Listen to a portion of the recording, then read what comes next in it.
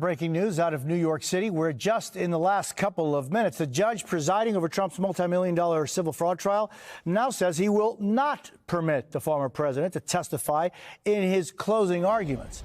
Back with us is Danny Cevallos. Danny, it's just great to see you again. We were having this conversation just a couple of minutes ago. You were saying it wouldn't be unusual for the judge to say, no way, you can't do it. That's what he did. Not a surprise, or was it?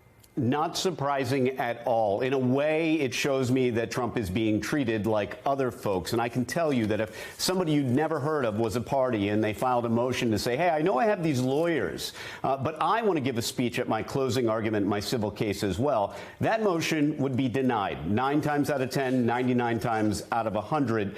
Really, the judge has discretion to allow it, but I imagine he conducted his own balancing test between, on the one side, I need to maintain courtroom decorum, and on the other side, well, this ought to be interesting if I allow this.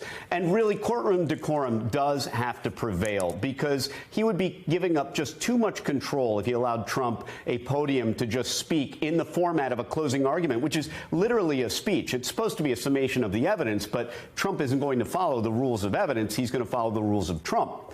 So no surprise here that Justice Engoron denied this request.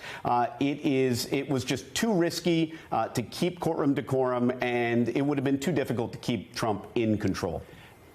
Yeah, I mean, I was thinking about that when you mentioned it last time about what would happen, or what are the possible options that a judge would have if the judge, for example, would have said, yes, former President Trump, go ahead, give part of the closing statement yourself. And then he goes off track, out of decorum. What would a judge have the possibility to do? Yeah, you're exactly right. It's a big difference between him testifying as a witness. That's guided by the questioning of the lawyers. And at some point, the answer to the question ends, and you have a little more control. But the essence of opening and closing arguments is that they are a kind of speech. They're performative in their nature. And in fact, it's really, really bad form to interrupt with an objection. So the presumption is you get to keep talking. So you have contempt power. The judge could do that. But you don't want to hold the former president in contempt. That's another thorny issue itself. Danny Cevallos, it's great seeing you. I thank you so very much.